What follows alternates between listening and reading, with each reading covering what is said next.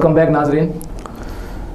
مفتی صاحب، نبی کریم صلی اللہ علیہ وسلم حضرت محمد الرسول اللہ صلی اللہ علیہ وسلم جن کے لیے ساری کائنات بنائی گئی ہے، جن کے لیے آسمان، زمین، جنت، اس کے علاوہ کائنات کا ایک ایک ذرہ بنایا گیا ہے، ان کا اپنے نواسے حضرت حسین رضی اللہ تعالی عنہ کے متعلق کوئی خصوصی فرمان موجود ہے؟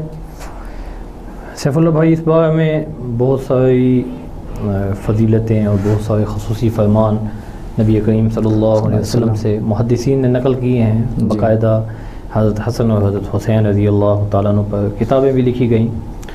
حضرت عبداللہ بن عمر رضی اللہ تعالیٰ عنہ حضرت عمر بن خطاب کے صاحبزادے ہیں. انہوں نے جب حضرت حسین رضی اللہ تعالیٰ عنہ کی شہادت ہو گئی، ان سے کسی آدمی نے سوال پوچھا، عراق کا رہنے والا تھا. کہنے لگا کہ ایک محرم آدمی ہے، احرام کی حالت میں اس نے مکھی مار دی ہے، تو آیا اس کا کیا حکم ہے؟ اس پہ کوئی دم واجب تو نہیں ہوگا؟ انہوں نے کہا، اللہ کے بندو، تم عراق والوں نے نبی کریم صلی اللہ علیہ وسلم کے نواسے کو شہید کر دیا ہے اور تم آج مکھی کے قتل پہ مسئلہ پوچھنے آ گئے ہو. حالانکہ نبی کریم صلی اللہ علیہ وسلم اپنے نواسوں کے بارے میں فرمایا کرتے تھے، ہما ریحانتای فی الدنیا، یہ دونوں تو دنیا میں میرے خوشبو والے پھول ہیں. تو یہ نبی کریم صلی اللہ علیہ وسلم تعبیر میں بھی ان حضرات کے بارے میں ایسے الفاظ اختیار کرتے تھے. اور ساتھ حضرت اقرا بن حابس رضی اللہ تعالیٰ عنہ ہیں. وہ ایک دفعہ نبی کریم صلی اللہ علیہ وسلم کی خدمت میں آئے، دیکھا تو آپ علیہ السلام حضرت حسن اور حضرت حسین کو بوسہ دے رہے ہیں. حضرت اقرا بن حابس، عرب میں یہ چیز بڑی عجیب تھی کہ اپنے بچوں کو بوسہ دینا، وہ بھی مجلس میں. کہنے لگے، میرے 10 بچے ہیں، میں نے آج تک کسی کو بوسہ نہیں دیا، آپ اپنے بچوں کو پیار کر رہے ہیں. نبی کریم صلی اللہ علیہ وسلم نے ارشاد فرمایا، اللہ تعالیٰ کا ضابطہ یہ ہے، من لا یرحم لا یرحم، جو کسی پر رحم نہیں کرتا اس پر بھی رحم نہیں کیا جاتا. یعنی اپنے بچوں پر شفقت، ان سے پیار کرنا، یہ سبب بنتا ہے اللہ تعالیٰ کی رحمت کو دعوت دینے کا. اچھا، حضرت حسین رضی اللہ تعالیٰ عنہ کی شہادت کے بعد کوئی اہم واقعہ ہوا ہو تو وہ آپ ہمارے ناظرین کے سامنے بیان فرما دیں. سیف اللہ بھائی، حضرت حسین رضی اللہ تعالیٰ عنہ کی جو شہادت ہے، یہ بڑا دلخراش واقعہ ہے. اس کی تفاصیل میں تو ابھی وقت نہیں ہے جانے کا. حضرت انس بن مالک رضی اللہ تعالیٰ عنہ سے روایت ہے کہ جب حضرت حسین بن علی رضی اللہ تعالیٰ عنہ کو شہید کر دیا گیا تو ظالموں نے ان کا سر کاٹ کر عبید اللہ بن زیاد کے سامنے رکھ دیا. اور وہ ایسا ظالم کہ وہ لکڑی لے کر حضرت حسین رضی اللہ تعالیٰ عنہ کے ہونٹوں اور ناک پر وہ لکڑی مارتا تھا، کہتا تھا، میں نے اس جیسا حسن کبھی نہیں دیکھا. تو حضرت انس رضی اللہ تعالیٰ عنہ نے فرمایا کہ اللہ کے بندے، یہ چہرہ نبی کریم صلی اللہ علیہ وسلم کو سب سے زیادہ پسند تھا اور نبی کریم صلی اللہ علیہ وسلم کے سب سے زیادہ مشابہ تھا. اچھا، حضور صلی اللہ علیہ وسلم کے جو پیارے نواسے ہیں حضرت حسین رضی اللہ تعالیٰ عنہ، مشہور ہے کہ وہ آپ صلی اللہ علیہ وسلم سے مشابہت رکھتے تھے. پہلا سوال تو اس میں یہ ہے کہ نبی کریم صلی اللہ علیہ وسلم سے حضرت حسین کتنی مشابہت رکھتے تھے، اور اس مشابہت کی وجہ سے خلیفہ اول حضرت ام عائشہ صدیقہ رضی اللہ تعالیٰ عنہا کے والد محترم حضرت ابو بکر صدیق حضرت حسین سے کتنی محبت فرماتے تھے؟ دیکھیں، حضرت علی رضی اللہ تعالیٰ عنہ سے ایک روایت ہے، وہ فرمایا کرتے تھے کہ نبی کریم صلی اللہ علیہ وسلم کا سینے سے اوپر کا جو جسم مبارک کا حصہ ہے، حضرت حسن بالکل نبی کریم صلی اللہ علیہ وسلم کے اوپر والے جسم کے حصے کے مشابہ تھے. اور سینے سے نیچے کا جو جسم ہے، یہ سارا حضرت حسین رضی اللہ تعالیٰ عنہ اس جسم کے پاکیزہ حصے کے مشابہ تھے. اسی مشابہت کی وجہ سے روایات میں آتا ہے کہ عصر کی نماز کے بعد حضرت ابو بکر صدیق رضی اللہ تعالیٰ عنہ اور حضرت علی رضی اللہ تعالیٰ عنہ نماز کے بعد آ رہے تھے، تو یہ دونوں نواسے کھیل رہے تھے. حضرت حسین رضی اللہ تعالیٰ عنہ کو حضرت ابو بکر صدیق نے اپنے کندھوں پر اٹھا لیا اور مذاق میں فرمانے لگے کہ اللہ کی قسم، یہ اللہ کے نبی کے مشابہ ہیں، علی کے مشابہ نہیں ہیں. تو حضرت علی رضی اللہ تعالیٰ عنہ اس پر مسکرانے لگے کہ بات تو حقیقت ہے کہ اللہ تعالیٰ نے ان دونوں نواسوں میں نبی کریم صلی اللہ علیہ وسلم کی مشابہت ڈال دی تھی کہ حضرت انس رضی اللہ تعالیٰ عنہ ہوں، دوسرے صحابہ ہوں، وہ یہی فرمایا کرتے تھے کہ کسی نے نبی کریم صلی اللہ علیہ وسلم کا چہرہ دیکھنا ہے تو لوگوں میں سب سے زیادہ مشابہت وہ حضرت حسن کے چہرے میں ہے کہ وہ نبی کریم صلی اللہ علیہ وسلم کے چہرے سے مشابہت رکھتے ہیں.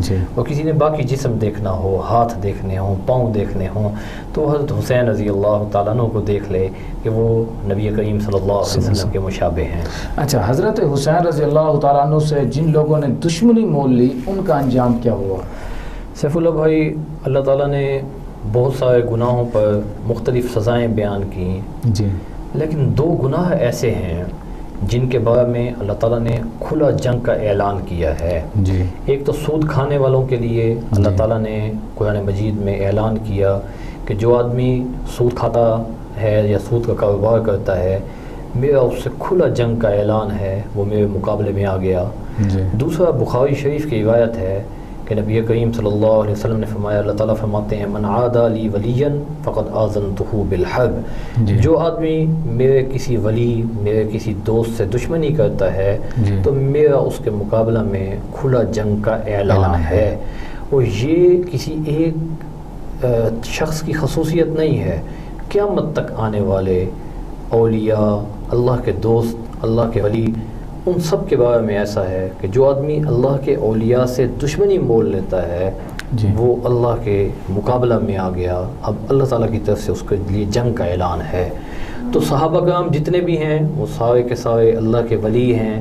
وَقُلًّا وَعَدَ اللَّهُ الْحُسْنَى، اللہ نے ان سب سے جنت کا وعدہ کر لیا ہے. اسی طرح حضرت حسین رضی اللہ تعالیٰ عنہ، کیونکہ وہ تو نبی کریم صلی اللہ علیہ وسلم کے نواسے بھی ہیں، آپ کے پیارے بھی ہیں، تو ان سے دشمنی مول لینے والے کیسے سکون سے رہ سکتے تھے؟ اس بارے میں مؤرخین نے جو واقعات لکھے ہیں کہ حضرت حسین رضی اللہ تعالیٰ عنہ کی شہادت میں جو لوگ استعمال ہوئے ان کو ایسی بیماریاں پڑیں کہ ان کا عیب لوگوں کے سامنے عیاں تھا. ہر بندہ جانتا تھا کہ یہ آدمی حضرت حسین کے قتل میں شریک ہوا ہے. وہ اپنا عیب، اپنی بیماری چھپا بھی نہیں سکتے تھے. لوگ ان سے تعفن اور بدبو محسوس کرتے تھے. انہی میں سے ایک عبید اللہ بن زیاد، ابھی میں نے نقل کیا کہ وہ حضرت حسین رضی اللہ تعالیٰ عنہ کے ہونٹوں پر اور آگے والے جو دانت ہیں ان پہ لکڑی مار رہا تھا. تو راوی فرماتے ہیں کہ ترمذی شریف کی روایت ہے کہ عبید اللہ بن زیاد جب اس کا دور ختم ہوا، اللہ تعالیٰ نے اس عبید اللہ بن زیاد کے اوپر ایک اور آدمی کو مسلط کیا، مختار ثقفی کو. اس نے اس کا سر کٹوایا اور مسجد کے اندر اس کا سر رکھوایا. تو لوگ سارے اس کے اوپر ہجوم کر کے کھڑے تھے. اتنے میں لوگوں نے کہا آ گیا آ گیا آ گیا. وہ راوی کہتے ہیں حدیث کے کہ میں آگے بڑھا کہ بھی کون آ گیا ہے. تو ایک اژدہا آیا، وہ سارے لوگوں کے سروں کو تلاش کرتا کرتا عبید اللہ بن زیاد کے سر میں آیا. ناک کے ایک طرف سے گھستا تھا، دوسری طرف سے نکل آتا تھا. 3-4 دفعہ اس نے ایسا کیا. ایک دفعہ کرتا تھا پھر غائب ہو جاتا تھا، پھر دوبارہ آ جاتا تھا. تو اللہ تعالیٰ نے دنیا میں دکھا دیا کہ جو میرے کسی ولی کے ساتھ دشمنی لے گا یہ تمہارے سامنے ہے کہ اس حشر کے لیے تیار رہ جائے. یہ اب مختصر سلسلہ نہیں، اب ایک لمبا طویل سلسلہ ہے اس سزا کا جو اب شروع ہو گیا ہے. اچھا، وقت مختصر ہے مفتی صاحب. حضرت حسین رضی اللہ تعالیٰ عنہ کے بارے میں نبی کریم صلی اللہ علیہ وسلم نے فرمایا اور حضرت حسن کے بارے میں کہ یہ دونوں میرے جو نواسے ہیں جنتی نوجوانوں کے سردار ہیں. اس حدیث کی مختصر جو ہے وہ وضاحت فرما دیں. حضرت حذیفہ رضی اللہ تعالیٰ عنہ سے ایک روایت ہے، وہ فرماتے ہیں حضرت حذیفہ جو ہیں وہ صاحب سیر رسول اللہ صلی اللہ علیہ وسلم ہیں، حضور کے سب سے رازدان صحابی ہیں. وہ فرماتے ہیں کہ میں نے نبی کریم صلی اللہ علیہ وسلم کے ساتھ مغرب کی نماز پڑھی، پھر عشاء کی نماز پڑھی. جب آپ علیہ السلام گھر تشریف لے گئے میں بھی پیچھے پیچھے چل پڑا. آپ علیہ السلام نے میرے آنے سے محسوس کیا کہ میں آ رہا ہوں. فرمایا کون؟ حذیفہ ہو؟ میں نے کہا جی آقا میں ہوں. تو حضرت حذیفہ کو نبی کریم صلی اللہ علیہ وسلم نے خوشی کے ساتھ فرمایا کہ اللہ تعالیٰ نے آسمان سے ایک فرشتہ نازل کیا ہے جو اس سے پہلے کبھی نازل نہیں ہوا. اس نے آ کر مجھ پر سلام پیش کیا ہے اور مجھے خوشخبری دی ہے کہ حضرت فاطمہ رضی اللہ تعالی عنہ یہ جنتی عورتوں کی سردار ہوں گی اور حسن اور حضرت حسین رضی اللہ تعالی عنہما یہ جنتی نوجوانوں کے سردار ہوں گے. اچھا مفتی صاحب بہت شکریہ، آپ ہمارے پروگرام میں تشریف لائے. ہمارے پروگرام کا ٹائم ختم ہو چکا ہے. میں اپنے پورے پروگرام دین و دنیا کی ٹیم کی طرف سے آپ کا اور اپنے ناظرین کا شکریہ ادا کرتا ہوں کہ آپ نے ہماری حوصلہ افزائی فرمائی. نیکسٹ پروگرام تک کے لیے اپنے میزبان سیف اللہ عارف کو دیجیے اجازت. اللہ نگہبان.